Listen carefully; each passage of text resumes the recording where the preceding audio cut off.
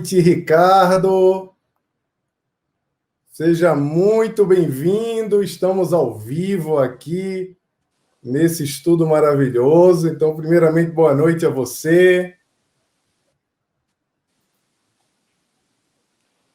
Boa noite, Jaime. Boa noite, amigos aí que estão nos acompanhando nas redes sociais. Agradeço demais, né? Agradeço muito pelo convite, pela oportunidade de estar aqui, aprender com você, aprendemos juntos, né? E eu estou realmente muito feliz de verdade e falar, né, sobre um tema como esse, a espiritualidade, né? E os caminhos que nós traçamos ao longo da imortalidade, que é o tema, digamos, um grande tema, né, do livro Obreiros da Vida Eterna, realmente é motivo de alegria para nós, né, perante Deus, perante Jesus, nosso mestre, irmão maior, perante a espiritualidade maior que dirige, né, e que abençoa todos nós. Então, É verdade, muito obrigado. Ricardo. Ricardo, antes de eu saudar aqui quem chegou primeiro, o pessoal que já está aqui mandando boa noite para a gente, está tendo um pouquinho de eco só na tua voz, eu não sei se é o retorno do áudio que começou ou se porque está muito abafado aí a porta fechada, tá? Talvez se liberar aí vai ficar melhor, mas tá joia. Eu queria dar boa noite aqui para Maristela, para Socorro, para Regina, para minha amiga Graciara, está aqui também. Boa noite a todos, Francisco, Elaine, Tânia, Ana Shirley, todo mundo que está aqui toda semana com a gente e acompanhando esse estudo, que é o estudo da obra Obreiros da Vida Eterna. Como eu faço toda semana, eu vou relembrar como funciona o estudo. Esse estudo não é um estudo de leitura acompanhada.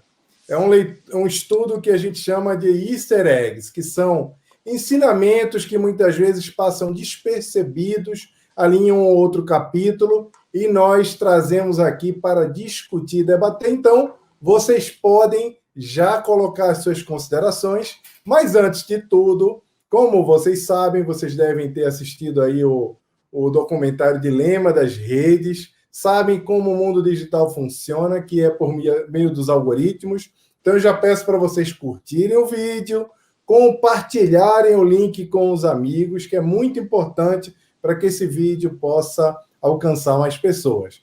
Antes de começar, de falar um pouco sobre o que vimos na semana passada, eu gostaria de apresentar o Ricardo, para a gente ainda como a Rose, que ainda não o conhece, a Graciara. O Ricardo é um grande amigo meu que divide comigo o estudo da obra Pensamento e Vida aqui na mesma instituição, que é o Núcleo Kardecista Antônio Pereira de Souza. Então, vocês estão diante de um especialista da obra de André Luiz. Ele não gosta quando eu falo isso. Toda vez ele fica muito zangado quando eu falo isso. Mas o Ricardo é uma pessoa que conhece muito a obra de André Luiz e a doutrina como um todo.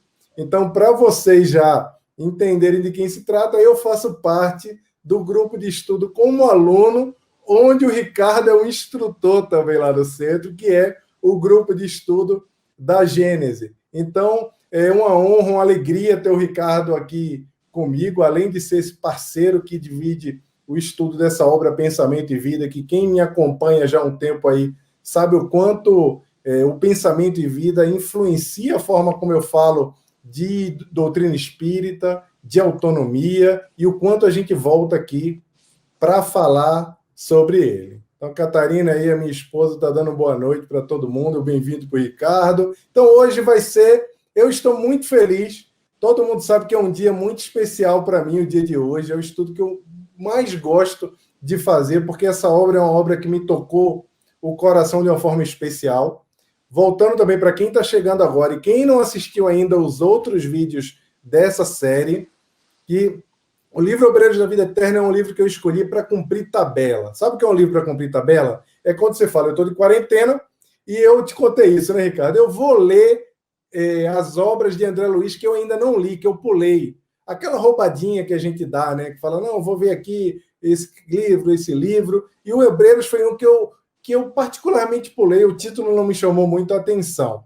Então, pegando Obreiros, o que aconteceu comigo? Eu fui capturado por essa obra. Depois, quando eu fui entender, eu vi que não existem tantos estudos sobre ela. Em especial, toda vez que alguém menciona Obreiros, fala sobre os estudos dos processos de desencarne. Só que Obreiros é muito maior que isso, e quem já está aqui com a gente sabe que é verdade. O Obreiros da Vida Eterna é um livro que vai muito além. Então, esse livro faz parte da série A Vida no Mundo Espiritual, de André Luiz. Quem ainda não tem, eu recomendo muito adquirir. Esse livro está disponível nas instituições que estão abertas, com as livrarias funcionando, no amazon.com.br e na hiperlivros.com.br, dentre outras. Então, vocês podem adquirir o livro, que é um livro assim que é um livro do coração. A outra coisa, gente, que eu recomendei na semana passada, foi para... Eu não sei quem fez aí, eu sei que a Terezinha fez. É para ir escutar a radionovela do Obreiros da Vida Eterna, do Grupo Jericó, que eu sou fã dessa turma, sou muito fã. Quem assistiu aí, quem conseguiu ver o capítulo passado no YouTube, aí a radionovela, eu queria que falasse aí com a gente, para a gente já saber quem foi que ouviu, para ver aquela voz daquele André Luiz um pouco engraçado. O Jerônimo, então, eu lembro quando eu assisti essa radionovela, eu vi antes de dormir, eu ficava rindo sozinho, a Catarina perguntando o que estava acontecendo. Eu dizia, porque a voz dele é muito boa, mas eu ria, não era zoando, né? Eu ria porque era diferente, era um diálogo diferente. Mas, conversas à parte, pessoal, vamos agora voltar aqui para fazer a nossa recapitulação. O Ricardo aqui caiu, ele está lá em Araras, gente. Sabe como é que é? Araras, ele está tentando lá se posicionar com a internet, está caindo, mas daqui a pouco volta. Vamos falar um pouco sobre o que aconteceu no estudo passado, na semana passada. A gente lembra que todo mundo se emocionou bastante, muita gente se emocionou. A Maristela está ouvindo a radionovela aí, ó. Falei para vocês que era legal. Ó, gente de Portugal aí, gente, muita alegria ter vocês aqui. Pessoal, na semana passada, nós vimos aquela história de amor linda da Zenóbia e do Domenico, não é?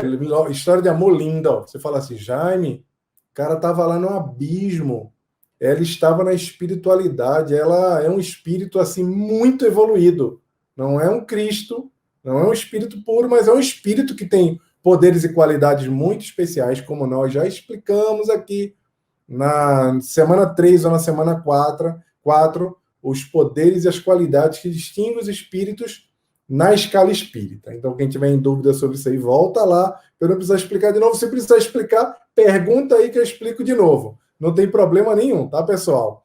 Então, na semana passada nós vimos essa história de amor. Por que essa história de amor é especial? Essa história de amor deles é especial não porque cada um está em uma condição, em uma esfera.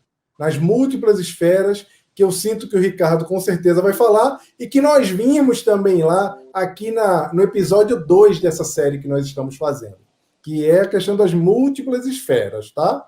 E aí essa história de amor tem uma particularidade importante pelos laços que continuam no plano espiritual.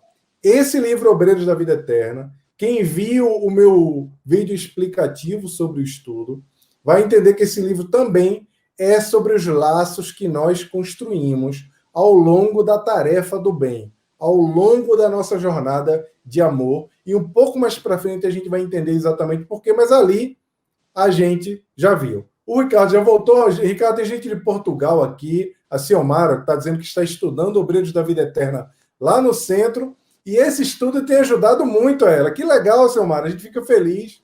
Tá? Manda um abraço aí para o pessoal do Movimento Espírita de Portugal. A gente fica muito feliz, porque essa obra realmente merece todo o destaque possível. Então, Ricardo, já que você está de volta, eu já falei que você estava longe, que você tinha dado uma caidinha. Hoje o capítulo que nós vamos estudar é o capítulo 8, Treva e Sofrimento. Gente, eu prometo a vocês que não vai ser tão mórbido. Então eu vou ler um pouquinho aqui o início, vou trazer uma reflexão e depois vou convidar o Ricardo para a gente começar a conversar sobre o assunto e também interagir com o que vocês vão trazer. Então, como vocês lembram, eles estavam voltando, saindo da zona do abismo, que era aquela zona que a gente fez uma descrição muito, digamos, eu fiz uma descrição superficial, porque é uma zona até difícil da gente falar a respeito, porque é uma zona de sofrimento. Eu pedi para vocês lerem o capítulo ou escutarem a narração do Grupo Jericó, que passa com uma emoção muito grande de de que se tratava aquela zona. Então, na volta, a narração de André Luiz diz o seguinte: completa a comissão de serviço de que Zenóbia se fazia acompanhar, posemo-nos em marcha, abeirando-nos do vale de treva e sofrimento. Puseram-se em marcha, abeirando-se do vale de treva e sofrimento. Então, gente, na contextualização total, a Zenóbia vai começar a falar com a turma toda, vai começar a conversar com eles, mas antes é importante a gente lembrar que nesse caminho de volta, que os nossos amigos já estão íntimos, né? Sétimo Encontro já são nossos amigos, estamos fazendo essa jornada com eles. Ao longo do caminho de volta, eles voltaram a passar pelos caminhos das sombras. Vocês lembram que era uma região muito difícil para eles transitarem. As visões que eles tinham, as coisas que estavam acontecendo ali, não eram, digamos, muito palatáveis, não eram muito simples. Eu até falei para vocês que lá atrás o Albano Metelo, ele já tinha falado, gente, não é fácil. Então, eles voltando do caminho das sombras, eles ouviam frases dolorosas, muita gente gemendo, mas também muitos espíritos blasfemando, muitos espíritos xingando. Então, a Zenóbia parou para explicar para eles que os trabalhadores do bem, os trabalhadores lá da Casa Transitória de Fabiano, continuavam atuando naqueles locais. Eles não estavam ali no abismo, assim, abandonados. Mas o que acontecia, e ela esclareceu isso muito bem, para quem leu aí vai ter percebido essa nuance, deu para entender que essas entidades, boa delas, eram prisioneiras da própria rebeldia à renovação espiritual. Eram entidades muito revoltadas, muito endurecidas. E aí a Zenóbia explica que fala, não adianta tirá-los de lá, porque se a gente tirá-los compulsivamente, eles reagem agressivamente com a equipe. Eles reagem violentamente. Inclusive, eles chamam a própria equipe de violenta. Você tira compulsivamente eles dali para fazer o socorro, mas eles dizem que violência é essa que estão cometendo contra a gente. E ela fala que dificilmente eles ouvem o apelo. Tá dando microfonia aqui, deixa eu ver se é o meu. Tá dando um barulhinho aqui. Vê se é o teu aí, Ricardo, tá dando esse barulhinho o meu. Parou? Tá. Então, gente, tá mudo aí, Ricardo. Tira do mudo, por favor. Então, gente, esse é o cenário. É um cenário de volta, é um cenário de retorno, olhando as sombras, mas, acima de tudo, tem uma lição que a Zenóbia já traz, que é a lição de que aquelas entidades não saem dali por conta própria. Isso é importante a gente entender, que aquelas entidades não estão abandonadas. A gente viu isso também na semana passada, quando o André Luiz se assustou. Ele perguntou, poxa, será que a gente não vai socorrer essas pessoas? Então, opa, tá dando barulhinho, deixa eu ver se é aqui. Vê se é aí, Ricardo, o barulhinho que tá dando. Só um minutinho da gente, que a gente tá adequando aqui o áudio.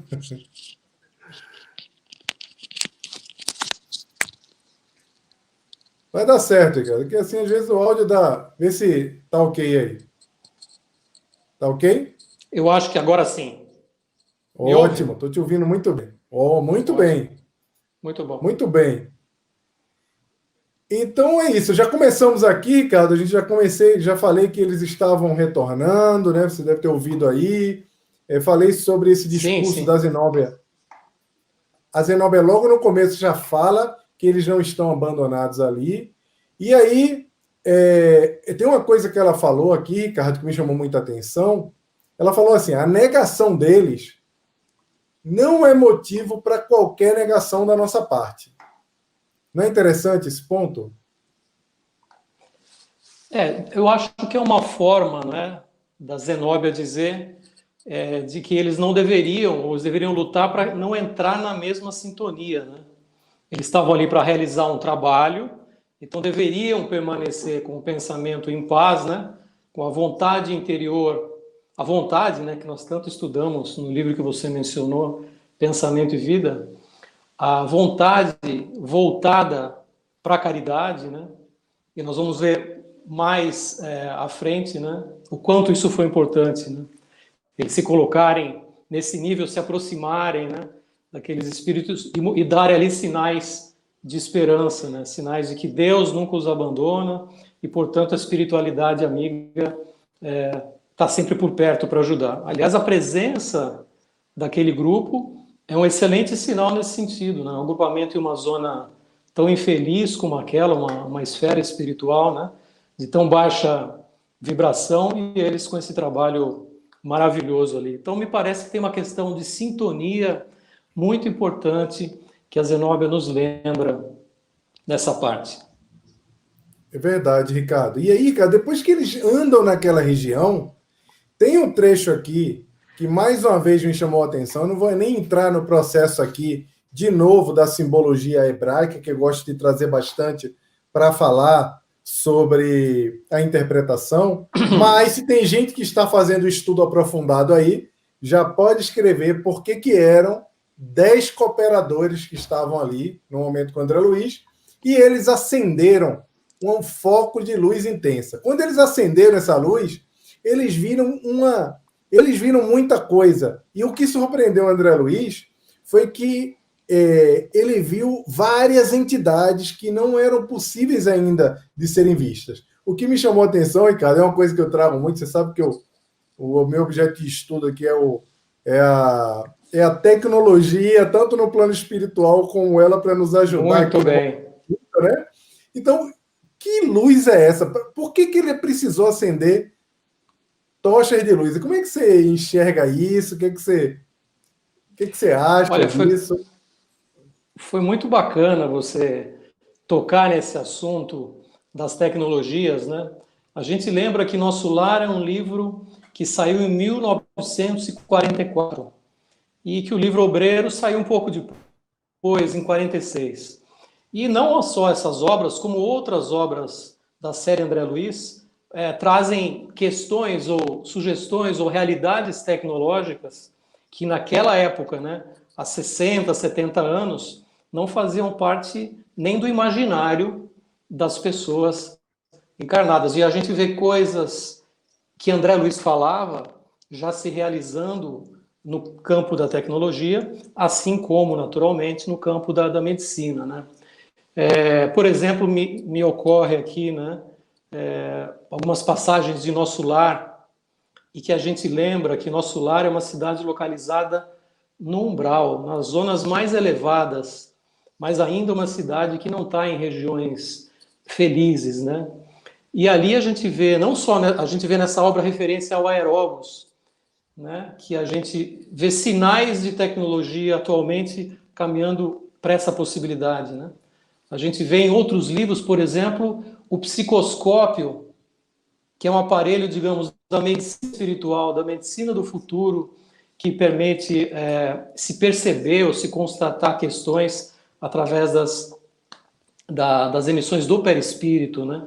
Através da aura ali, né?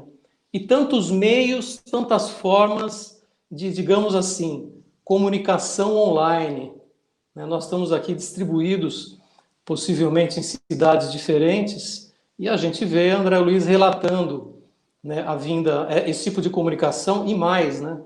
Entre planos diferentes e aparelhos que permitiam não só a comunicação, né, mas permitiam aqueles que estavam ouvindo sentirem sensações, sentirem aromas. São coisas que a gente ainda caminha assim para aprender ou para quem sabe desenvolver. Então, realmente são sinais, né, que André Luiz nos trouxe há tantos anos, de uma realidade que se aproxima para nós, mas não está ainda completa aqui na Terra. Caminhamos. É verdade, Ricardo. Vocês viram, né, gente? Como é que é? O Ricardo já, se deixar um pouquinho mais, ele vai trazer a árvore de tecnologia de toda a obra de André Luiz e a gente vai ter que abrir um dia só para isso. Vou até fazer essa encomenda aí para fazer essa aqui. Tinha esse sonho de pegar tudo que ele falava e colocar num lugar só. Fala, Ricardo. Não, agora, eu comentei, eu desviei um pouquinho, né? Aquelas luzes, que também é uma tecnologia que nos parece mais simples em relação aos outros, né? Mas elas iluminavam, digamos assim, a escuridão daquela localidade, né? Escuridão essa, é importante a gente dizer, que espelhava o padrão de pensamento, o padrão daqueles espíritos que ali se reuniram, né? Por afinidade. E aí a gente lembra de nós, né? É importante falar de nós, né? Que cada um de nós exterioriza no nosso entorno um ambiente espiritual que é o reflexo daquilo que nós sentimos, que é o reflexo daquilo que nós pensamos. Então, no plano espiritual, os nossos próprios pés, né? O nosso próprio pensamento, o nosso próprio sentimento nos encaminhará para uma localidade ou localidades que estão em conformidade com aquilo que nós pensamos e aquilo que nós sentimos, né? Nós construímos o nosso próprio universo e esses espíritos em sofrimento, digamos, irmanados ali, construíram essa, digamos, escuridão. É claro que o objetivo maior da Zenóbia e do grupo era libertar aquele grupo, né, dos pesares, das culpas, dos remorsos, né? Libertar de eventuais desvios, eventuais crimes, porque aí sim, né, o espírito se ilumina interiormente, né, e cria um ambiente espiritual em torno de si mais favorável. E esse ambiente é consequência, né? Novos reflexos, hein, Ricardo? Gente, vocês viram.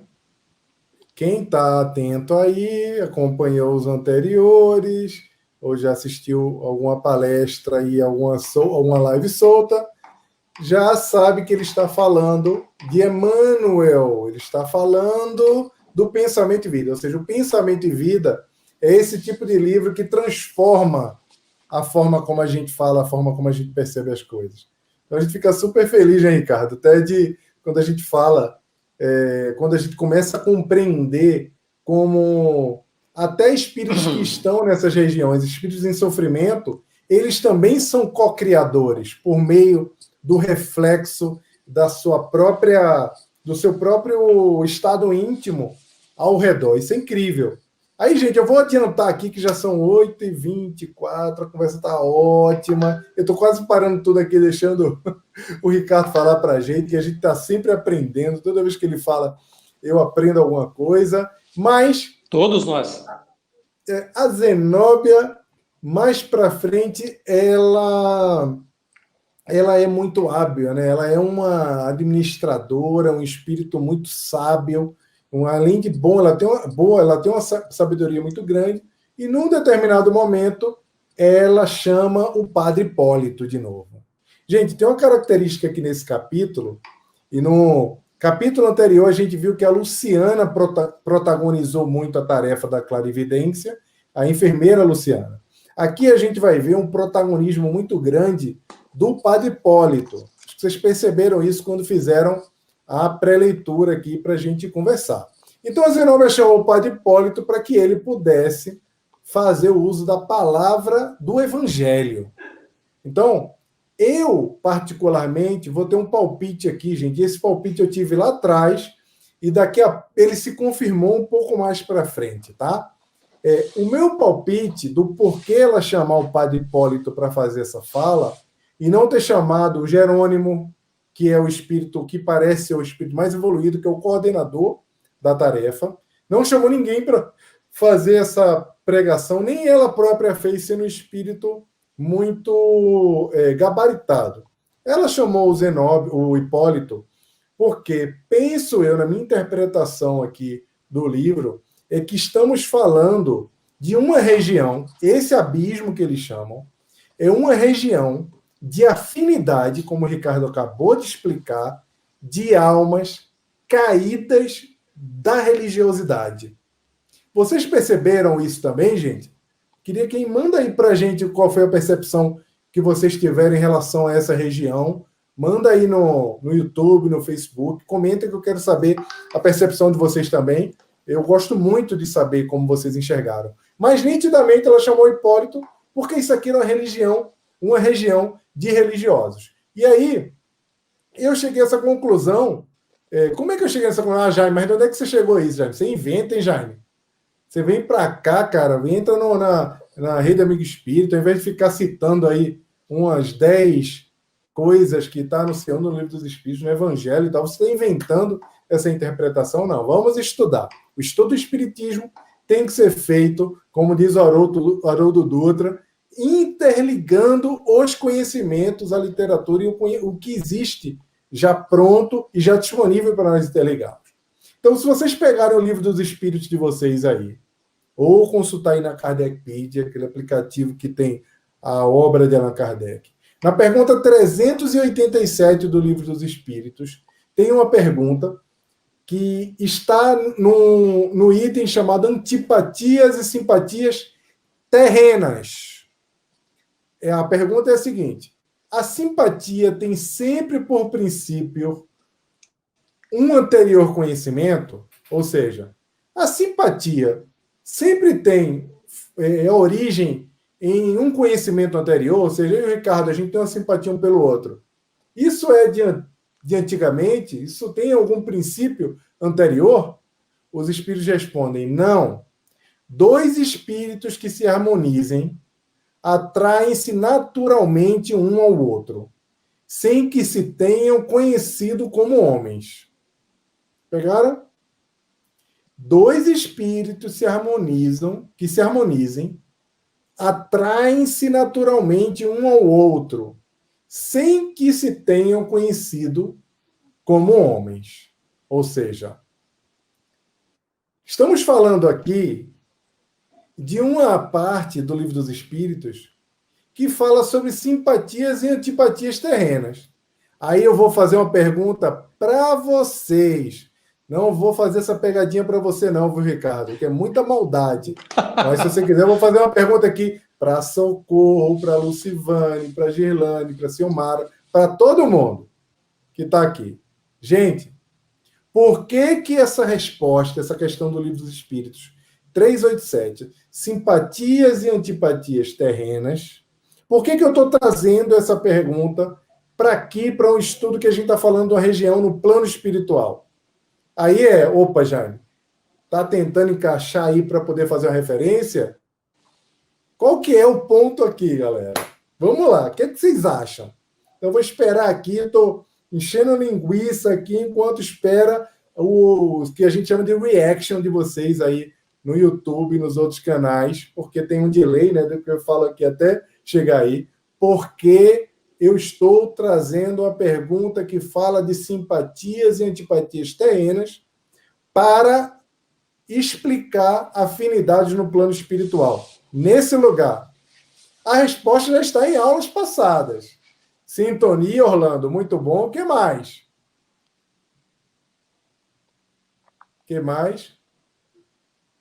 Isso, opa, estamos chegando, Silmar. É mais ou menos isso, mas é isso, mas tem uma continuidade.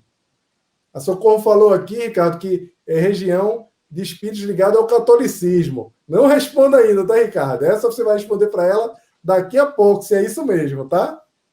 E aí, gente, vamos ver. Então, já vou responder aí, que deve ter gente que está digitando. A Silmara começou, mas é mais ou menos isso.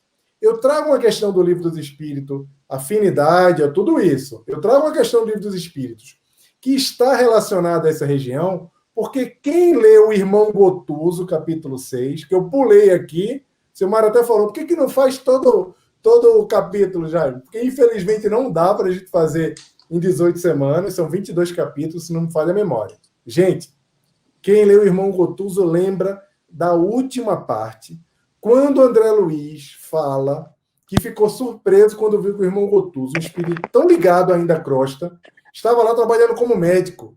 E ele teve que ralar, ele ainda nem trabalha como médico. Ainda está ali na primeira missão dele. Como é que pode? E ele não entendia isso. Olha aí, não, é isso, Socorro. Tem uma linha aí, tá, Socorro, mas a gente vai aprofundar essa questão. Gente, porque essa região é uma região que replica muito, de uma forma até piorada, as regiões de sofrimento da crosta. Vou explicar melhor. O irmão Gotuso estava lá como médico porque precisava de alguém muito ligado também ainda aos sentimentos e aos pensamentos, ao mindset, usando a palavra moderna, da crosta para poder atuar. Essa pergunta do Livro dos Espíritos, que fala sobre antipatias e simpatias terrenas, se aplica lá porque é uma região extremamente materializada do ponto de vista de afinidades que esses espíritos ainda têm com as suas vivências na crosta. Não é, Ricardo? Fala aí um pouquinho, Ricardo, que eu falei muito agora sobre isso. Certo. Mas você tocou nesse assunto assim, de maneira muito feliz, né? A questão até da menção ao abismo, a essa região, digamos, abismal, né? E aí a gente fica pensando, embora você já tenha dado toda a indicação, né? Seria o abismo, né? Primeiro a gente lembra, claro, né, de Jesus nos dizendo que há muitas moradas na casa de meu Pai, né? Então existem habitadas, né, muitas esferas mais elevadas do que a nossa aqui na Terra e outras esferas menos elevadas. Então, será que podemos pensar que o abismo, mencionado aqui no livro Obreiros da Vida Eterna, mas mencionado também em outros livros de André Luiz, é uma referência a um umbral? Então, a gente pode dizer que não, porque umbral, segundo o livro Nosso Lar, né, é uma região de esgotamento de energias negativas que foram acumuladas por ódio, egoísmo, desejo de vingança, rancor. E as trevas e as regiões abismais, né, essa região de abismo, são habitadas, e tem no livro Libertação, espíritos que cometeram crimes mais graves e que ainda se comprazem, né, no mal, tendo feito pessoas sofrerem e fazendo sobre questões um pouco mais graves. Ali também eles esgotam energias negativas, né, mas energias que estão enraizadas de maneira muito mais profunda, né? E eles falando de sombras, frases dolorosas, né? E muitos deles vivem tentando induzir os demais à desarmonia que eles têm no próprio íntimo. Acho que assim, o mundo interior e o mundo exterior espiritual, né, eles se atraem. E as atitudes que nós temos ao longo das existências, né, as nossas conquistas ou a falta delas, vai nos conduzir a esse ou aquele lugar. Mas, assim como você falou, né, agora eu estou falando muito, né, para a gente não ficar só na das esferas inferiores, vamos nos lembrar das esferas superiores, né, aquelas para as quais nós nos dirigimos, meio lentamente, às vezes, um pouco mais rápido, mas que a gente certamente nos dirige. Por exemplo, no livro Renúncia, a gente vê o espírito de Alcíone se dirigindo a Sírios, e ali uma descrição que aquele era um mundo muito superior, muito superior. A gente vê também no livro Na Sombra e na Luz, de da Gama, né, e Vitor Hugo, a descrição das regiões, das esferas sublimes, aos quais o espiritual se dirige, e ele fala de seres airosos, de mulheres muito tênues, né, de construções belíssimas também. No livro Nosso Lar, a gente vê a irmã veneranda, a ministra veneranda, que havia sido uma das poucas pessoas ali que havia avistado Jesus. Mas, lembremos, depois de isso, com 1 milhão de horas de trabalho dedicadas àquela comunidade, de maneira ininterrupta, né? E a gente não pode também deixar de lembrar do Asclepios, né? Como não, né? Que você mesmo já passou, um espírito ligado à Terra, mas com grau de desmaterialização, né? De noções de forma já muito diferentes das nossas, mas ligado, não só ligado ao nosso próprio planeta. Você assistiu o Então, acho nosso que nós já estudo do passamos. Asclepios, cara? Você assistiu o nosso dia de estudo aqui do Asclepios? Você viu o episódio que a gente falou do Asclepios aqui? Viu, né? Assisti sim. Enfim, para encerrar essa fala, né, então a gente vê esperanças e certeza, né, do nosso caso, que nós vamos habitar mundos superiores, né? E que nós precisamos, enfim, fazer da nossa Terra antes, né, do nosso planeta, dos nossos lares, do nosso íntimo, um espelho desses mundos, para que a gente naturalmente se encaminhe na direção deles.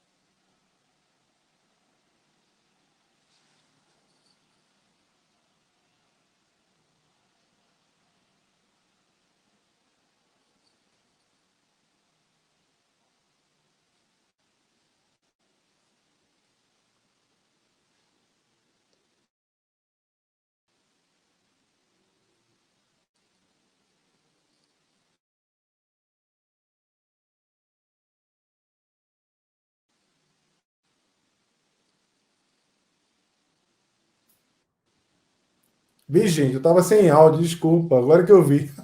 Estava lendo aqui, perdão. Ainda bem que não foi muita coisa. Perdão, gente.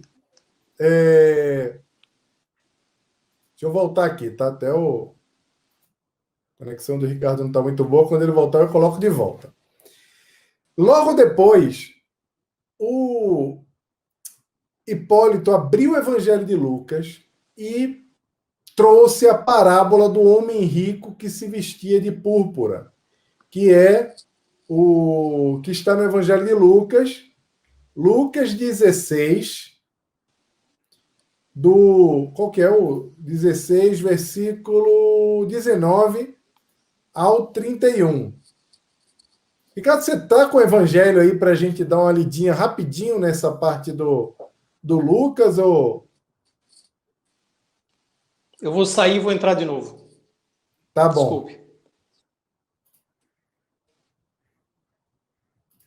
Estamos encontrando instabilidade aqui na rede com o Ricardo, mas a gente vai seguindo, tá, gente? Então, como são 8h40 aqui, eu vou andar um pouquinho. Vale a pena a gente checar isso que o Hipólito trouxe para ler para as entidades que ali estavam, em especial porque essa passagem do Evangelho, que é a passagem lá do Lucas 16 ao 31, fala dessa característica. Peraí que o Ricardo voltou, hein, gente? Voltou, Ricardo, gente? Voltou, Ricardo? Ricardo, Sim. Você está com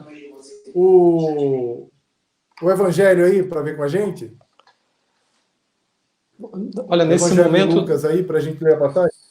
eu estou com o Obreiros da Vida Eterna, né? Que acho que é a mesma edição que a sua, pelo que eu vi, né? Não, Eu a acho. minha raiz, cara. A minha É verdade, raiz. a sua é A mais. minha raiz, A a minha sua é, raiz. É a raiz, sua é é. mais. Mas aqui no livro tem aquela descrição, né, que o padre Hipólito fala do Evangelho de Lucas, a parábola do homem rico que se vestia de púrpura, em regalada existência, enquanto o mendigo chaguento lhe batia debalde a porta da sensibilidade. Essa é a referência nesse momento, né, que o padre Hipólito faz na sua primeira Sim. fala aquelas pessoas daquela região. Que é o Lázaro, né? Que é o mendigo. Inclusive, depois vale a pena vocês darem uma olhada nessa parábola com muita calma. Em especial, gente, eu vou fazer o seguinte: ó. Na próxima semana, eu vou trazer uns 15 minutos para nós refletirmos sobre essa parábola, porque ela por si só dá todo um estudo aqui, porque essa parábola ela traz um ensinamento tão profundo. Se vocês quiserem, a gente pode já ver agora e andar um pouquinho. Vocês escolhem, né? Que aqui, vocês sabem como é que é. Aqui é como se diz lá na minha terra, onde quem manda é o freguês. Tem uma casa do Zé Araújo. A Girlane sabe como é que é. E quem é de Recife sabe o que, é que significa essa propaganda. Mas, gente, se vocês quiserem, a gente já pode falar agora sobre essa parábola. Porque essa parábola tem um ensinamento, que é um ensinamento muito especial, que ela traz uma mensagem diretamente para os espíritas, de uma profundidade assim incrível. E, obviamente, quando Jesus falou lá, Jesus não falou, a mensagem de Jesus é uma mensagem, obviamente, atemporal, mas ele quis falar para todas as pessoas, para todos os estudiosos, para todos os crentes que sempre esperam um próximo profeta, uma próxima revelação, uma próxima situação para poder começar o seu processo de, digamos, de reforma íntima. Então, quais são as características que tem aqui, viu, Ricardo? Veja se isso bate para a gente. O homem rico, ele estava todo granfino. Estava lá vestido de púrpura, de linho, e era todo, né? E tinha um mendigo que se chamava Lázaro, que era cheio de chagas e que estava sempre ali, cheio de chagas na porta dele. Lázaro estava na porta dele. E Lázaro sempre estava ali para se alimentar das migalhas daquele que caíam da mesa do homem rico. Ou seja, ele estava ali realmente numa situação, né? Imagina a situação do Lázaro, e ele queria sempre se alimentar dessas migalhas. Inclusive, fala-se aqui que os cães vinham lamber-lhe as chagas. Isso é um negócio também assim super simbólico que tem aqui, porque para a gente hoje, a gente acha o cão um negócio bacana, né? A gente adora cachorro, todo mundo tem seu dog, ama os animais. Aquela época, os cães não eram assim animais que eram tidos como animaizinhos queridos por todos. Esses animais, quando vinham lamber-lhes as chagas, diziam que realmente eram animais que essa questão dos cães lamber as chagas tinha um simbolismo muito de doença, de derrota mesmo, de ele estar realmente entregue, o que hoje se chama entregue às baratas. Então, o mendigo morreu. E quando o mendigo, o Lázaro, morreu, eles foram levados para o seio de Abraão, né? Foi levado lá para o seio de Abraão. E o rico também morreu, o homem rico, e foi sepultado. Então, e no inferno, ergueu os olhos, estando em tormentos, o homem rico, e viu ao longe Abraão e Lázaro ao seu seio. Ou seja, o homem rico olhou de lá e viu o mendigo, cheio de chagas, do lado de Abraão, do pai, né? do ancestral principal, e ele olhou de longe e fez, ué. E aí ele fala para Abraão, pai, Abraão, tem misericórdia de mim, e manda Lázaro que molhe na água a ponta do seu dedo e me refresque a língua, porque estou atormentado nesta chama. Olha essa coisa, Ricardo, vê que situação. Ele morreu, ele está numa região de abismos, tá? Uma região, né, considerada infernal, tá? E ele ali vê Abraão. Quem está do lado de Abraão? Lázaro. Como Abraão está do lado de Lázaro, o que isso quer dizer? Quer dizer que o Lázaro está muito melhor do que ele. Porque o que se espera, né, na ancestralidade é que os homens bons, os homens prósperos, aqueles que foram justos, que foram crentes, vão para o lado de Abraão, que significava estar no céu. E aí ele vê Lázaro, o mendigo lá com ele. Ele ainda não percebeu que Lázaro está melhor que ele. Olha o tamanho do orgulho, ou seja, ele desencarnou, não percebeu ainda que a situação dele, não percebeu, e ele fala para Abraão mandar o Lázaro como se fosse um escravo tragar água para molhar a boquinha dele. Chupetinha de mel. Vê a história. Ou seja, ele ainda não entendeu, mesmo tendo desencarnado, mesmo sendo pomposo, que Lázaro estava numa situação melhor que ele. Aí, além disto, está posto um grande abismo. Aí Abraão falou, desculpa, filho, lembra-te de que recebeste os teus bens em tua vida e Lázaro somente males, e agora este é consolado e tu atormentado. E além disso, está posto um grande abismo entre nós, Abraão e Lázaro, e vós, homem rico, de sorte que os que quisessem passar daqui para vós não poderiam, nem tampouco os de lá para cá. E disse-lhe ele, Abraão, rogo-te, pois, ó pai, que o mandes à casa de meu pai, pois tenho 5 irmãos, para que lhes dê testemunho, a fim de que não venham também para este lugar de tormento.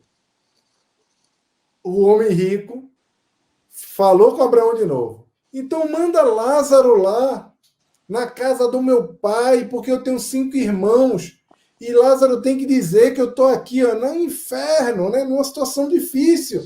Manda o Lázaro lá, pô, já que eu não posso ir para aí, nem vocês podem vir daí para cá. Aí Abraão respondeu, tem Moisés e os profetas. Eles têm Moisés e os profetas, que os ouçam. E disse ele, não, pai Abraão, mas se algum dentre os mortos fosse ter com eles, arrepender-se-ão. Se algum dos mortos fosse lá dizer isso, eles iam se arrepender. Aí o Abraão disse, se não ouvem Moisés e os profetas, tampouco acreditarão ainda que alguns dos mortos ressuscite. Para tudo, gente. Se a gente parar aqui, se a gente não seguir, já dá para resolver tudo. Porque, olha só, eu vou só concluir isso aqui, tá, Ricardo, para te passar e ver o que o pessoal tem para falar. Mas até nesse momento, Ricardo, Abraão falou, a distância é grande entre nós. Ele ainda não entendeu. Ricardo, ele fala assim, manda Abraão lá, de moleque de recado, avisar o pessoal que eu estou aqui numa situação difícil, para eles pararem de fazer o que eles estão fazendo. Ele ainda acha que Lázaro é um serviçal. E aí, Abraão joga de volta. Lembra que o homem rico não tem nome. Ele não tem nome porque era aquele mesmo esquema do André Luiz. Eles somos nós, tá? Esse homem rico, que é o que recebe tudo que a gente recebeu aqui em vida. E ele fala assim, ué, eles não ouviram nem Moisés, nem os profetas? Por que vão acreditar em qualquer um de nós? Aí fica a lição para a gente. Sabe por quê? porque a gente ouviu Moisés, a gente ouviu João Batista, a gente sabe tudo, está tudo no Evangelho. Estevão é a prova viva disso. Ele nem era cristão ainda e já se comportava como cristão. Sim. Aí vem o Espiritismo, o cristianismo redivivo, para poder nos resgatar o cristianismo primitivo, para poder nos colocar no prumo. Mas a gente só precisa da terceira revelação, porque a gente não entendeu nem a primeira. É isso que ele fala aqui. Por isso que ele está falando para os religiosos. Né, Ricardo? Não é um negócio... Muito forte, né? E eu estava pensando, digamos assim, por mim mesmo, mas cada um pode fazer a sua reflexão, né? O que mais representaria a mim mesmo? Se o homem rico ou se o mendigo cheio de chagas, né? Eu não preciso ser muito esperto para saber que acho que eu não estaria numa posição tão favorável espiritualmente quanto a do mendigo, né? Cheio de chagas que, digamos, na sua encarnação última, provavelmente expurgou coisas que ele tinha adquirido ao longo das jornadas espirituais, já tinha resolvido pelo menos parte das questões, né? E talvez o homem rico tenha se aprofundado, né, em compromissos novos. E eu me lembrei também de uma frase do Chico, do nosso Chico Xavier, né, em que ele disse em determinada ocasião, numa entrevista, que naquele momento, mas talvez ainda, né, os espíritas estão desencarnando o mal. Esse é o nosso Chico que disse do alto da sua sabedoria. Muito provavelmente, porque a quem muito foi dado, muito será pedido, né? Nós temos um conhecimento muito precioso, né, da importância daquilo que nós fazemos na nossa vida atualmente, né, na encarnação, das consequências que isso tem, né, das sementes que nós estamos semeando, né, e cuja colheita, como diz o próprio Espiritismo, será obrigatória, né? Então, se os espíritas estão desencarnando o mal, né, é um alerta para nós, né, que a gente possa procurar, como você falou antes, né, Jaime, focar ali na nossa reforma íntima, né, se conhecer principalmente, identificar aqueles pontos que precisam ser mais burilados, né, para nos melhorarmos, criarmos um ambiente em torno de nós mais favorável também, né, aos nossos familiares, nos ciclos sociais todos em que nós vivemos, seja de trabalho, enfim, ou seja, de amigos, né? Que a reforma íntima e a reforma coletiva, elas se auxiliem, né? E a gente possa finalmente entrar, digamos, num ciclo virtuoso de transformação interior, de crescimento como espíritos individuais e como coletividade, né? Que a gente trabalhe a cada dia para desencarnar bem, né? Porque desencarnar nós vamos mesmo, mas que a gente desencarne bem. É verdade, Ricardo. E, Ricardo, nessa hora que o Hipólito começou a pregar, ele leu o Evangelho e o pessoal começou a gritar: fora, fora, estamos bem, somos felizes. E aí começaram a atacar os nossos amigos. Tacaram lá umas bolas negras. A Zenobia pediu para fazer uma câmera de proteção magnética. Se quiser depois falar sobre isso, você fala. Eu sei que depois disso, o ataque, a Zenobia falou: depois de toda essa algazarra aí, volta cá, Padre Hipólito. Vamos continuar a pregação. E aí o Padre Hipólito volta à pregação e tenta esclarecer aquelas almas, tocando as suas mentes para que compreendam a sua real condição. E continua também glorificando a Deus, falando da providência divina. E depois, gente, vale muito a pena a interpretação que ele faz da parábola, que foi uma interpretação belíssima. Não é essa interpretação que eu fiz aqui não, viu, gente? Tem a do Hipólito, que é muito melhor do que a do Jaime. Então, eu aconselho vocês a ler do Hipólito, porque deve ser completamente diferente da minha. Essa é a minha percepção. E aí, ele pergunta, tem uma coisa assim, na interpretação dele, ele faz: qual de nós não terá sido na crosta do mundo aquele rico, vestido de púrpura, de ninho? Sim. Quem de nós não terá sido? É o que você pergunta, Ricardo. É a mesma pergunta que ele traz. Então, eu passei toda a pregação aqui, tá, gente? Quem estiver acompanhando aí no livro, anotando as coisas, anota aí a parábola, marca aí no livro, porque eu estou passando bastante aqui a explicação do Hipólito, não que não seja relevante, é linda. Então, escutem na rádio novela. Eu vi que a Eliane falou aí que não gosta da novela. Eliane, eu confesso a você, eu também não gostava, mas hoje eu adoro. Então, eu estou confessando aqui, já que aqui estamos entre amigos, eu gosto bastante, mas vale a pena ler para refletir e marcar, né? Então, lá para frente, pessoal, já um pouco mais para frente, tem um parágrafo que começa com longas filas de sofredores ocorriam de todos os cantos. Então, se formaram filas de sofredores, e eles, como estavam com tochas, com tochas mesmo, clareando o caminho, esses sofredores estavam acompanhando eles a uma distância de mais ou menos 30 metros. É interessante André Luiz colocar isso para dizer quantas entidades ainda estavam afastadas. Uma coisa que me chamou muita atenção foi ele falar que muitos desses espíritos estavam ajoelhados e o olhar desses espíritos eram ansiosos, como se quisesse assim, sabe aquela coisa quando a gente fica querendo comer um doce, que a gente não tem o dinheiro para comprar, quando a gente, né, e fica olhando assim, eu queria tanto aquele doce, aquele olhar de que eu quero, mas eu não posso. Eles estavam olhando para a equipe, mas eles não conseguiam se juntar à equipe porque existiam vigílias, gente. Tinham umas entidades assim, de fisionomias sinistras que ficavam vigiando se os espíritos iam tentar sair daquela região. Isso é um negócio assim que me chamou muita atenção, sabe? Desses vigias, sabe, Ricardo? Eu fiquei bem impactado com isso.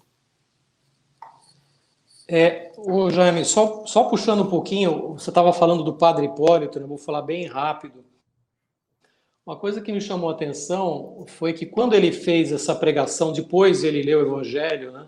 E quando estava fazendo essa pregação mais livre, da posição de humildade dele, a gente observa o Padre Hipólito se colocando na mesma posição daqueles espíritos sofredores, porque ele fala na primeira pessoa do plural. Ele fala nós que erramos, né? Nós que tropeçamos, nós que somos prisioneiros das nossas próprias criações mentais. Então, eu acho que essa humildade foi um ponto de conexão com esses espíritos sofredores ali, né? Que é bem interessante. E aí, realmente, os espíritos sinistros, né? Sim. É incrível o que você falou.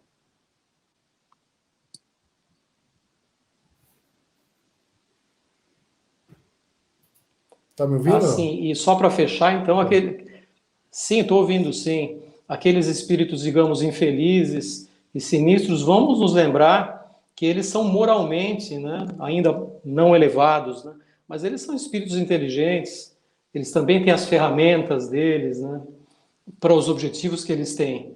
E eles tinham o objetivo ali de fazer com que aqueles espíritos sofredores permanecessem junto a eles, né, e usavam daquele tipo de violência, né, para conter, pelo menos naquele momento, né, para conter a sede de resgate, né, daqueles sofredores ali.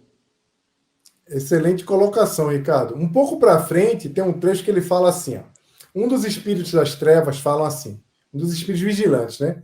Perdem tempo, estão redondamente enganados. Também temos programa e também sabemos querer. Onde está o Deus que nos prometeram? Tem porventura o mapa do céu? Nossos ídolos agora estão quebrados. Somos filhos do desespero, tentando reorganizar a vida no deserto.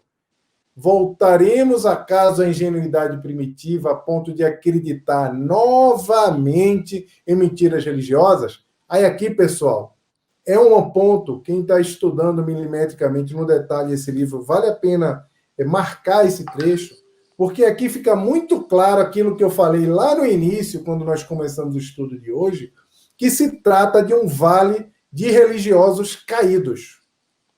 Religiosos que caíram na sua função, na sua religiosidade, no seu propósito.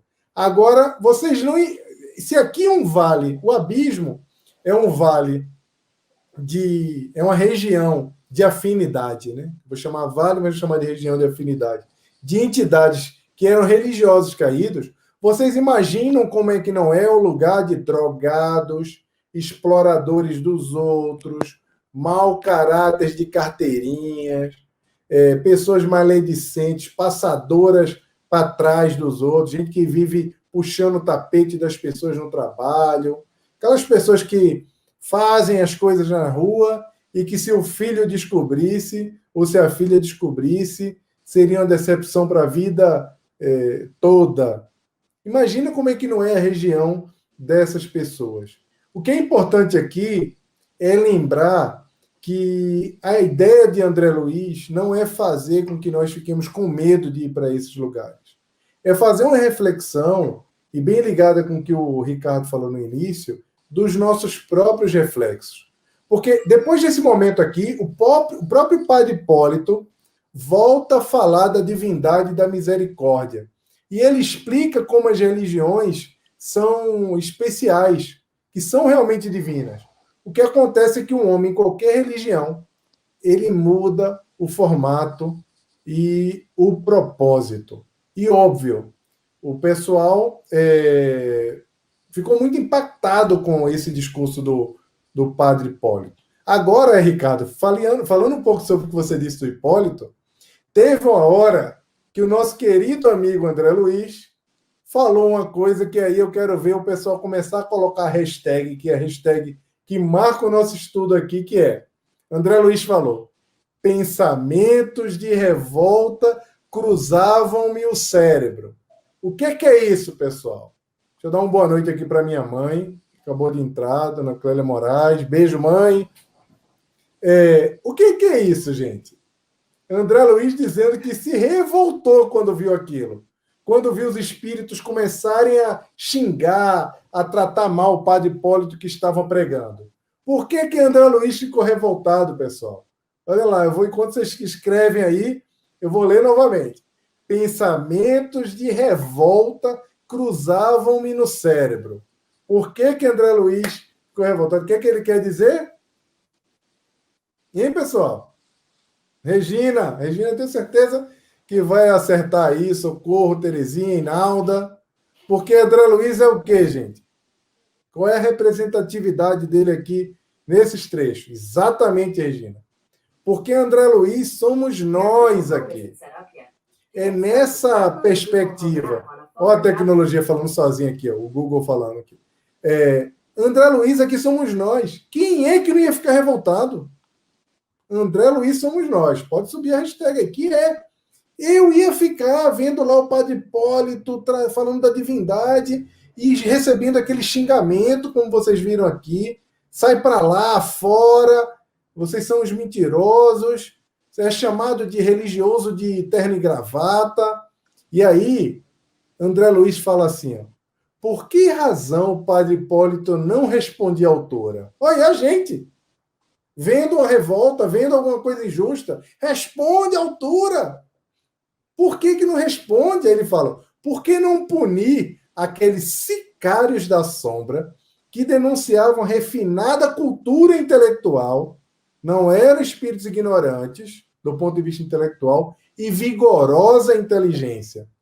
Não possuíamos suficiente poder para a repressão necessária?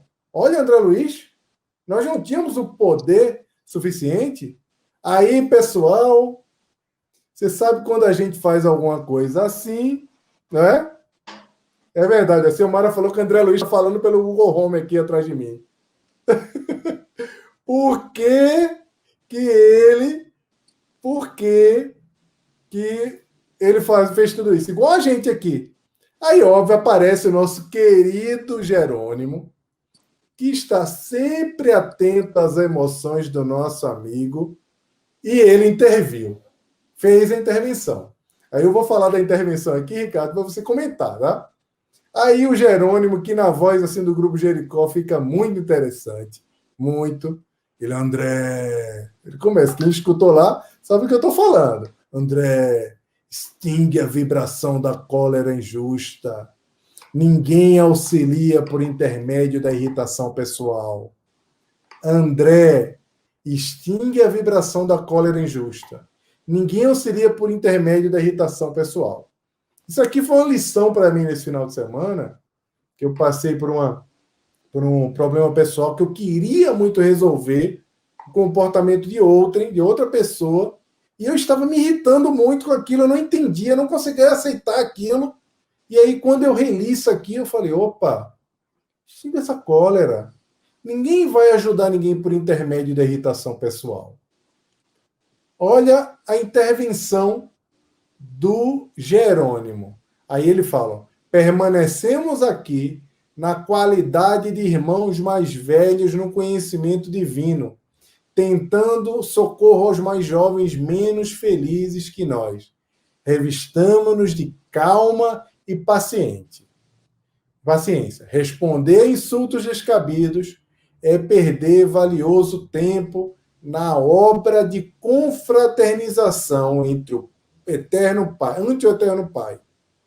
Hipólito não pode duelar verbalmente, nem a Zenóbia autorizaria qualquer violência a estes infortunados, sob pena de relegarmos ao esquecimento sublime oportunidade de praticar o bem. E aí, Ricardo? É muita lição atrás da outra, né?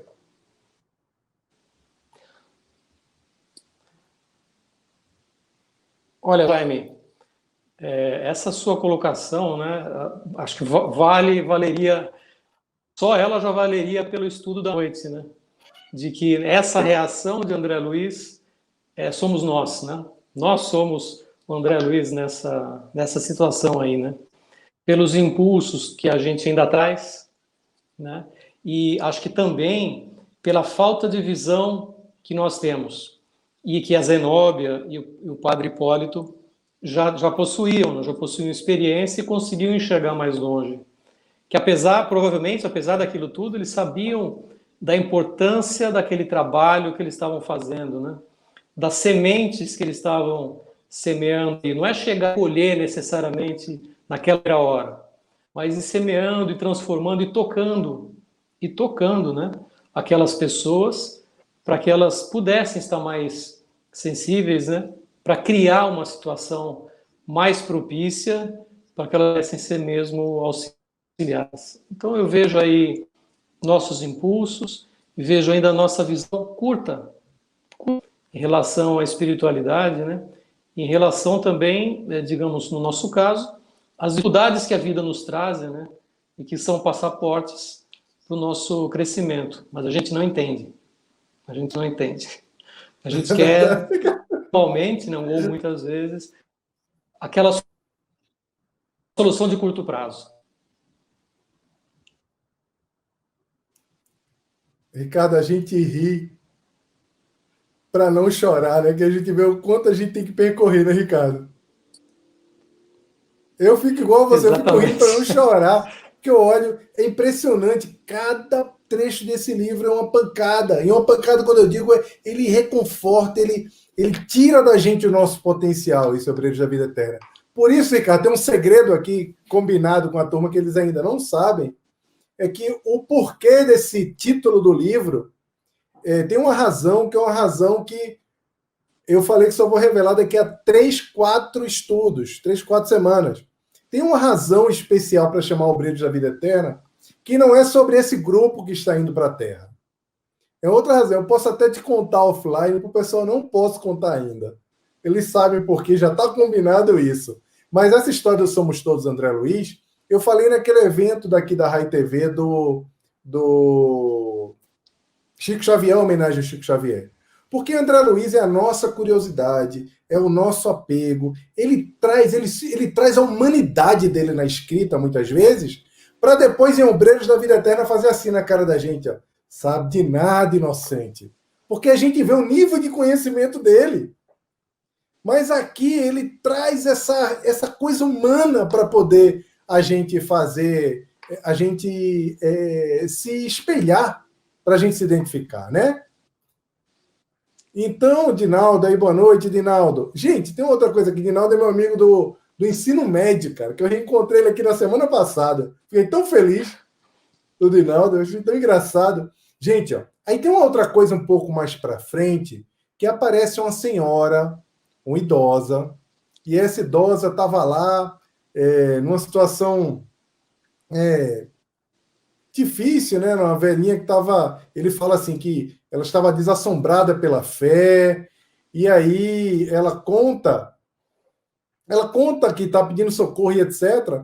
Tem uma hora que ela fala assim: pelos méritos de São Geraldo de Magela. Ela pede ajuda, ela fala, pelos méritos de São Geraldo de Magela. Como eu sou muito curioso, afinal de contas, somos todos André Luiz, né, gente? Não é? Como eu sou muito curioso, então, Ricardo tá voltando aí. Ricardo ficou meio escuro. Estava no abismo e voltou, Ricardo. Ainda bem. Então, ela pediu para o São Geraldo de Magela e ela revelou o que a Terezinha falou, a sua origem católica. A origem católica de várias entidades que estavam ali naquela região, obviamente, que existiam mais católicos na Terra, né? Então, gente, eu fui dar uma olhada, não sei se vocês pesquisaram quem é o São Geraldo de Magela que ela fala. Como eu falei, pessoal, não tem nada que é escrito nesse livro que é por acaso. Não tem nada que é escrito nesse livro aqui que é estético. Tudo tem uma mensagem. Então, o São Geraldo de Magela era um garoto que era um filho de um alfaiate e ele perdeu o pai. O pai desencarnou quando ele tinha 12 anos ainda. E a família dele ficou muito pobre. Ou seja, ele perdeu tudo que tinha, que era o pai, era o sustento da casa, e eles ficaram muito, muito pobres. Depois, quando ele virou religioso, ele tentou entrar na Ordem dos Capuchinhos, mas ele foi recusado. Tentou entrar na Ordem dos Capuchinhos e foi, recusado na religiosidade. Porque ele tinha um problema, uma condição de saúde que não era uma boa condição de saúde. Por isso que ele foi, como é que chama? Não foi aceito, não foi admitido.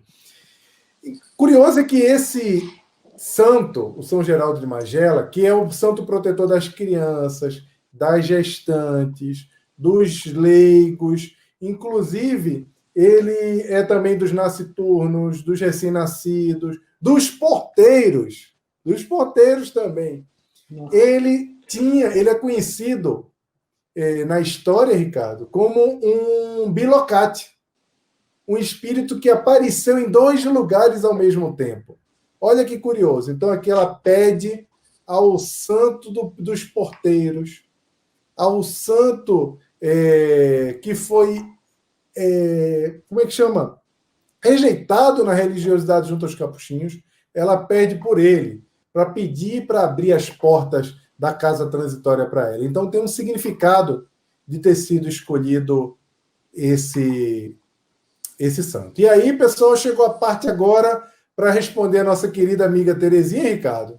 Ele falou que, destacando-se uma das outras súplicas, também denunciavam a presença de vários credos religiosos.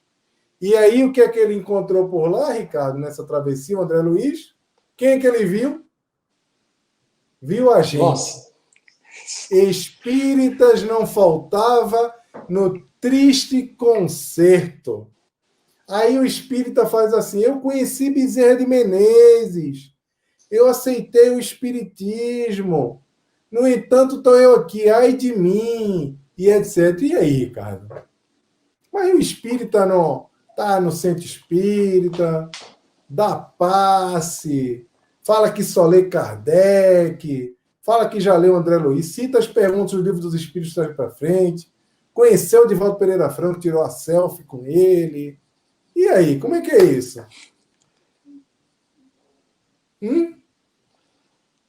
Acho que são experiências, digamos, que de aquisição de ferramentas, né?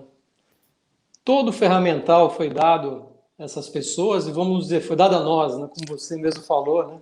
Somos nós. Todo ferramental foi dado, mas, como diz a senhora, ou conclui aí o André Luiz, né, ela não se renovou interiormente, não se renovou intimamente. Então, se nós não nos transformarmos, né, e não auxiliarmos aqueles que estão ao nosso redor, e a nossa transformação é uma ferramenta importantíssima, né, nesse sentido, né, talvez de pouco vai valer, né? O que vai adiantar nós, como que nós vamos nos sentir, né, retornando ao plano espiritual, eventualmente nos encontrando com os mentores que ajudaram no nosso planejamento reencarnatório, que nos acompanharam e nos auxiliaram. Como que nós vamos sentir se nós retornarmos para eles de mãos vazias, né? Só com palavras? Eu conheci, não é? Eu frequentei, mas assim, as aquisições interiores é que representam os bens eternos, né? E essa senhora tá bem claro disso, né? Nesse sentido, deixou de se transformar intimamente, deixou de se modificar, né? Deixou de adquirir esses bens eternos. Então isso acho que tem que ser um foco, digamos assim, né? Constante na nossa... Cai um pouquinho? Ricardo. Não, não. Não caiu, mas eu queria fazer uma provocação, Ricardo. Então, adianta que a gente já está caminhando para o final, tem essa outra questão aqui que eu quero conversar contigo sobre as crianças. Adianta ir para o Zoom todo dia, para a reunião no centro, todo dia bater ponto no Zoom? Adianta ir tomar passe todo domingo, com aquela roupa bonita, ir para o grupo de estudo avançado e tal? Parece que não adianta muita coisa não, né? Só isso, né? Porque a religiosidade, ela é vivida no intervalo entre uma reunião e outra, e não ao longo da reunião, né? Então adianta estar no Zoom todo dia, aqui aí, galera, meus irmãos. E aí, adianta, Ricardo? Acho que adianta pouco, né? E tem um pensamento, né, Jaime, que nós discutimos talvez há um mês ou dois atrás, de Emmanuel, que diz que a humanidade, mais ou menos isso a ideia, né? Que a humanidade vai de fato avançar quando ela não fizer distinção entre o templo e a casa, né? Entre a igreja ou o centro, qualquer que seja a localidade, e o seu comportamento no dia a dia comum. Quando nós não diferenciarmos essas coisas, nós vamos caminhar a passos mais avançados, né? Que a gente tenha o mesmo comportamento exterior, né, e interior mental, estejamos onde nós estejamos. E aí a gente vê que o Emmanuel é o próprio exemplo vivo disso, né? Então esse alerta, esse pensamento, me parece que tem muito a ver com o que nós estamos falando aqui. Não diferenciar esses ambientes, mas a gente ser o ser integral, né? Onde quer que nós estejamos. Tá vendo, pessoal, como é bom? Eu acho que, olha, se eu pudesse, eu trazia o Ricardo toda semana, gente. Porque é muito bom, cara, é muito bom. Para mim é um aprendizado enorme aqui. Traz um... Gente, agora, Ricardo, vê só, a Fátima trouxe um ponto aqui, por sinal, até te agradeço, Fátima, de ter trazido esse ponto, porque eu pulei essa parte, é uma parte também que dá uma esticada boa, mas eu tenho certeza que a gente pode já conversar um pouquinho a respeito, que a gente a gente vai até 9h25 hoje, né, no máximo, porque somos dois hoje aí, né? Então eu vou pedir licença para ficar um pouquinho mais com vocês. Mas por que não tinham crianças naquela região? André Luiz notou isso. Ele falou, notei, contudo, se não me falha a memória, que não tinham crianças naquela região. Vocês podem também opinar, pessoal. Por que não tinham crianças ali? O que acontece quando as crianças desencarnam? Como é que é o processo? O que acontece? Então, na obra de André Luiz, ao longo da obra de André Luiz, a gente também tem algumas respostas e pode ter algumas hipóteses sobre o porquê não ter crianças ali. O que você acha, Ricardo? Pode trazer o... Olha, eu acho... Tá. Eu acho que essa pergunta da Fátima é excelente, né? Aliás, dizem que tem dois tipos de pergunta, né? A pergunta ótima, que é quando você sabe responder, e a pergunta excelente, quando você não sabe muito bem. Essa é uma pergunta excelente. Mas eu vou dizer uma pegadinha, pensamento... exatamente. Mas muito porque eu joguei para você uma pegadinha minha, eu tô falando, né? Eu joguei para você, né? Mas eu posso comentar um pensamento que me ocorre, né? E pode ser Tá. complementado, claro, É por você autoral, e pode também falar. por quem está nos acompanhando aí. Na última encarnação de uma criança, né? Quando ela desencarna, um grande sentido de culpa, um grande sentido de remorso, crimes, pelo menos ali no curto prazo, realizados, né, que são pontos que caracterizam o ambiente dessas regiões. Né? A maldade renitente, que a gente não vê nas crianças, como nos ensinou Jesus, né? A gente não vê remorso justamente por não terem cometido grandes faltas naquela encarnação, né? Grandes culpas. E essas localidades estão repletas de pessoas com grandes culpas. Né? Então eu imagino que esses são alguns dos componentes, né? Não todos. E tem também o auxílio da espiritualidade, né? Que compõe esse fato de não haver crianças ali. Exatamente. Lembrando, gente, que essa região, essas entidades que estão ali, que é a mesma coisa que o Ricardo vai falar, só que é uma região de afinidade formada por entidades, lembra, entidades religiosas, esperavam o céu, esperavam chegar em regiões melhores, e ali estão aprisionadas às suas próprias ações e tormentos da vida humana. São pessoas que falharam na sua encarnação. Uma criança, na encarnação que elas encarnam, ela não teve tempo ainda de padecer. Então, vamos descobrir mais para frente. Nenhum dos novos amigos que vamos conhecer são crianças, mas vamos conhecer mais para frente como se dá os processos de desencarne, que estão aqui nos livros. Então, Fátima, aguarde as cenas dos próximos capítulos também, né? Então, deixa eu adiantar aqui, gente. O que aconteceu é que, apesar desse esforço todo de evangelho, de pregação, eles não foram bem sucedidos. Que não acontece igual como acontece no romance, que no final dá tudo certo. Não deu certo. Eles não conseguiram. Então, a irmã Zenóbia pediu um equipamento. Deixa eu ver o que ela pediu, gente. Deixa eu ver se tem por aqui um equipamento desse. Nem sei onde é que está meu equipamento, agora vocês não pegaram. A Catarina colocou em algum lugar. Ela pegou uma caixa de som, gente, portátil, para falar alto para todo mundo, para fazer um discurso. Engraçado, eu estou procurando agora a minha caixinha. Ela pegou uma caixinha de som para falar com todo mundo. Naquela época existia megafone, mas não tinha ainda aquele boombox que a gente encontra aqui na 25 de março. Não tinha ainda.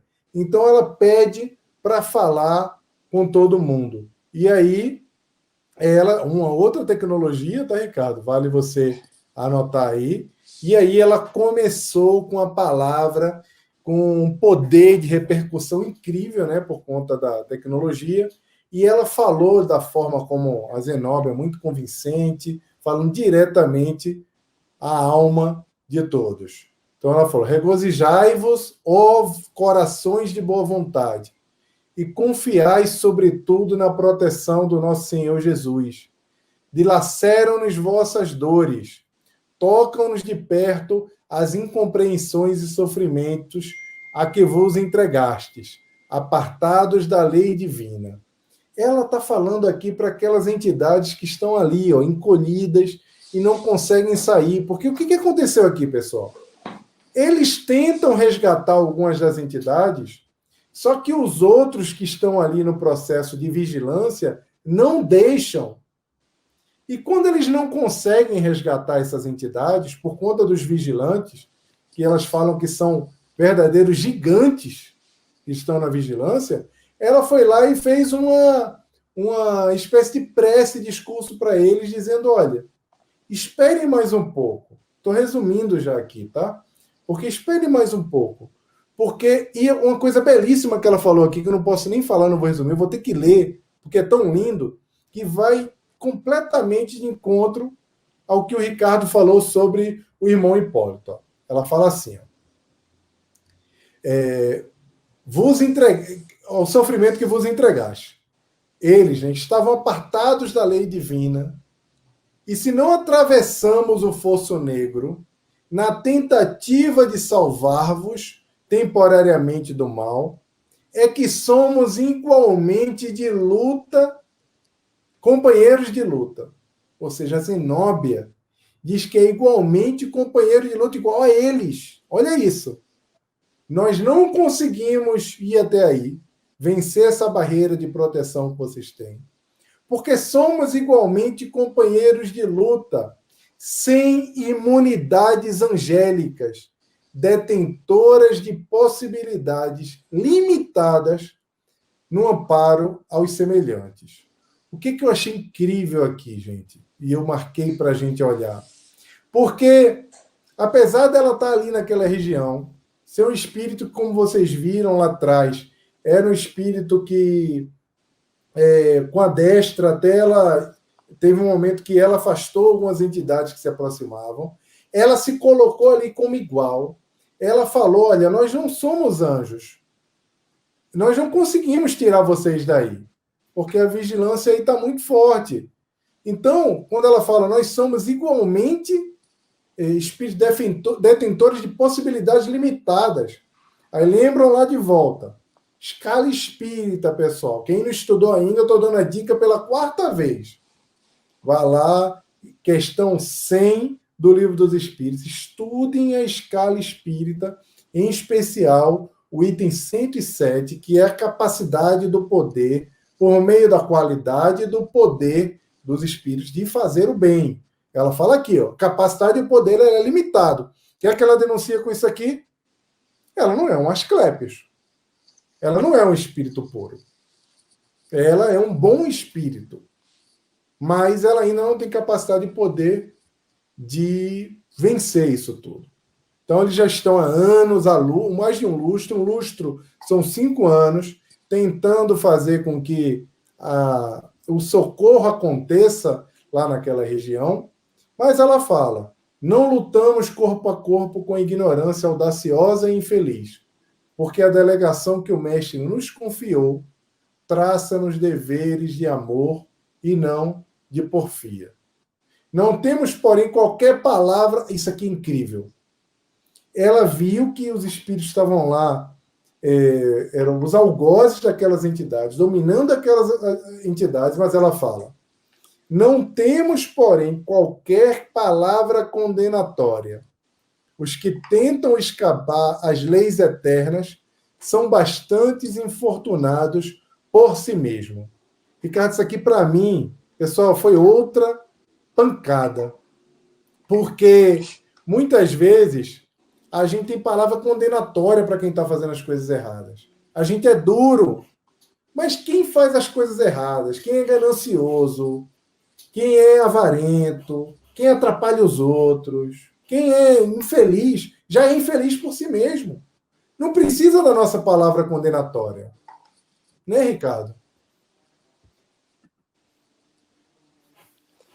Tem um pensamento ali, eu acho que nessa parte que a Zenóbia fala, o Padre Hipólito fala, poxa, se Jesus, né, está suportando, né, esses espíritos, quem sou eu? Quem sou eu, né, para fazer alguma coisa diferente, né, não tentar, pelo menos, ter essa compreensão, né?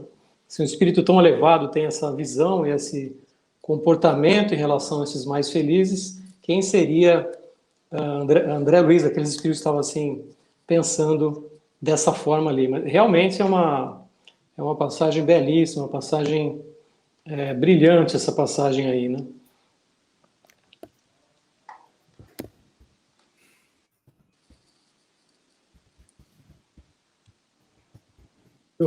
Teu som picou de novo, Ricardo.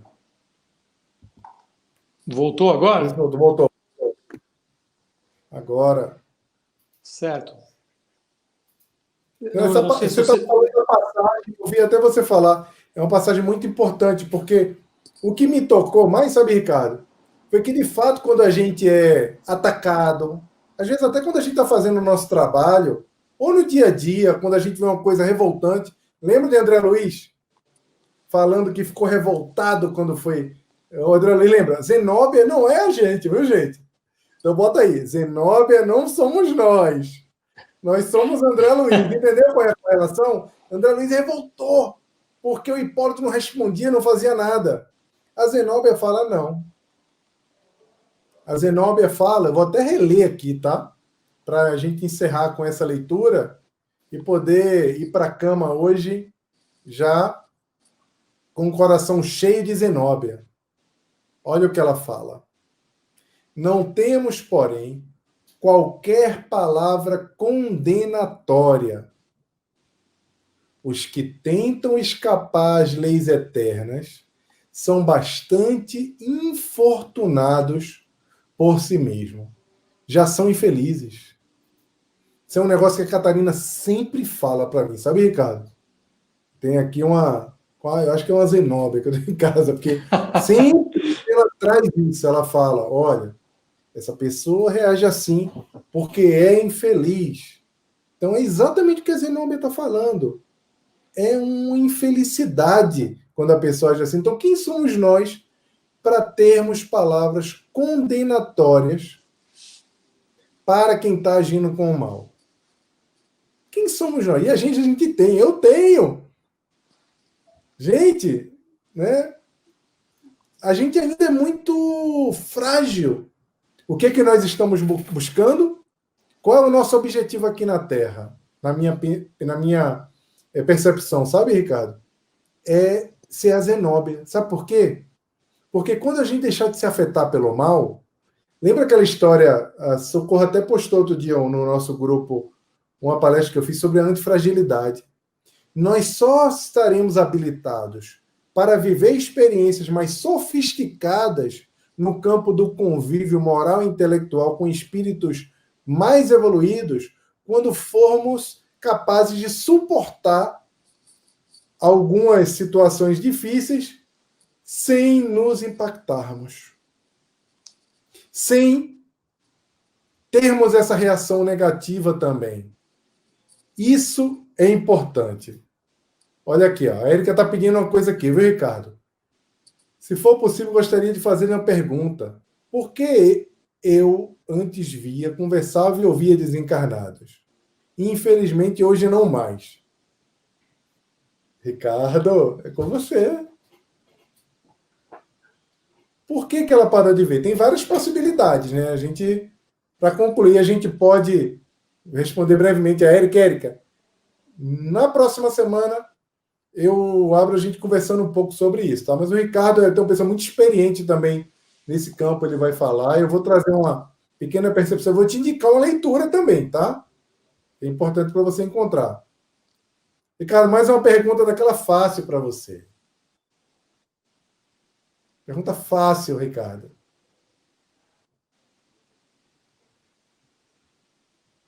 Né, Ricardo? Só pergunta fácil para você. Falhou um pouquinho, mas não é uma pergunta realmente que merece muitas reflexões, né? Cada caso é um caso. Acho que você sabiamente disse, né, Jaime, que existem algumas possibilidades. Não sei se nós vamos... Eu perdi, eu não sei se a ideia é falar sobre isso na próxima terça. A gente já estourou hoje, né, o nosso tempo, senão fica uma live muito cansativa.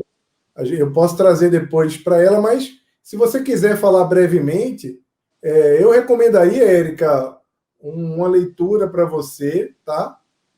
Você coloca a suspensão da mediunidade, mas tem uma série de fatores que podem estar acontecendo. Inclusive, se isso tem acontecido ao longo do processo de isolamento social da pandemia.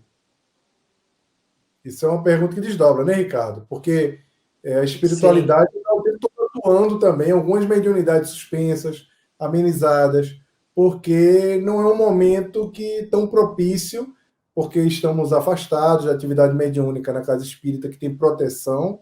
Lembra lá as barreiras, as proteções, que nós já estudamos aqui.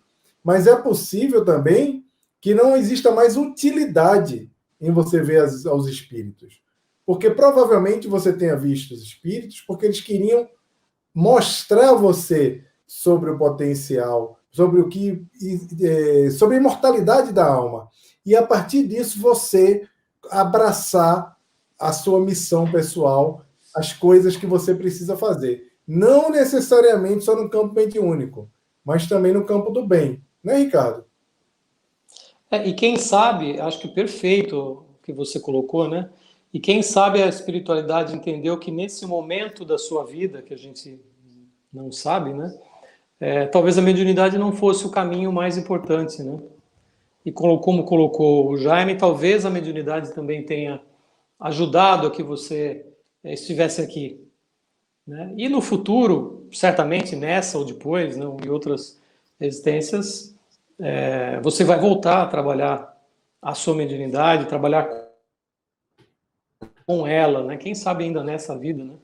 Vamos aí, vamos confiar nos espíritos superiores, nossos mentores que nos acompanham. É isso aí, Ricardo, meu amigo, muito obrigado por estar aqui conosco. O pessoal já está mandando mensagem aqui, dizendo: Poxa, o Ricardo é maravilhoso, já, seu amigo é maravilhoso, adorei a presença do Ricardo no estudo. Pessoal, eu queria agradecer muito a todos vocês que estão aqui conosco nesse estudo do Obreiros da Vida Eterna. Gostaria de lembrar vocês que eu sou um sujeito chato com estudo, então eu sempre falo: façam a pré-leitura. A pré-leitura é muito importante para a gente aprofundar o nosso conhecimento. Nós não conseguimos aqui ir no detalhe de cada coisa, porque a obra é muito vasta. Então, isso aqui era conversa para, sei lá, gente, para 30 horas, a gente falando ininterruptamente. Só esse capítulo. Então, eu queria desejar a vocês muita paz, que Jesus abençoe a todos, ao lar de vocês. Não esqueçam de fazer evangelho no lar. E quem quiser conhecer mais o trabalho do Ricardo, vai encontrá-lo lá no Núcleo Kardecista Antônio Pereira de Souza, assim que abrirem as portas, ou nos grupos. Na terça-feira ele faz parte do grupo do Pensamento e Vida, que eu participo, mas eu já falei para ele algumas vezes, vou falar de novo, eu o convidarei novamente para outras coisas, não só aqui, porque o povo fica me chamando. Eu já vou começar agora a dizer: Léo, eu chamo o Ricardo.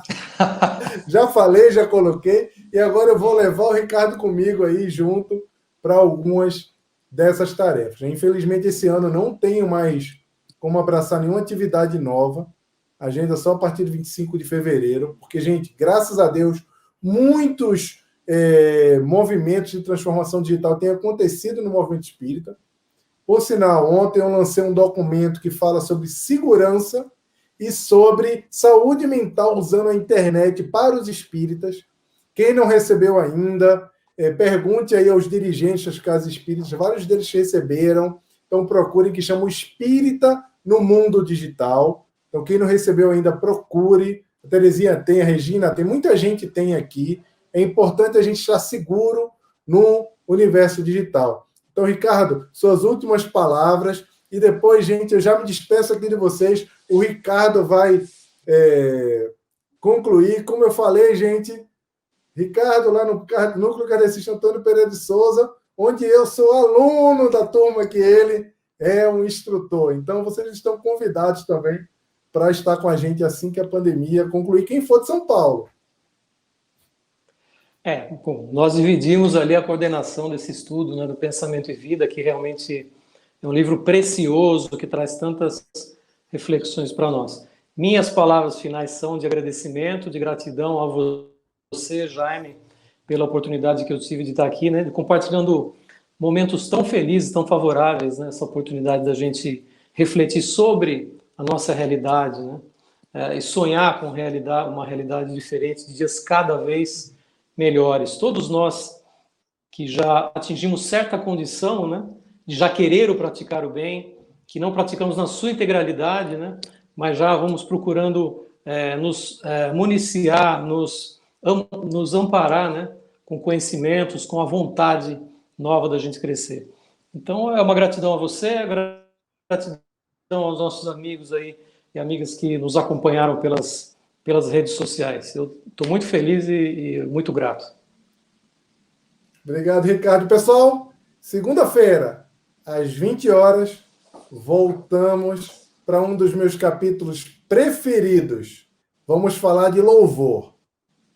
Vamos falar de louvor. Então, pessoal, uma boa semana a todos vocês e fiquem com Deus.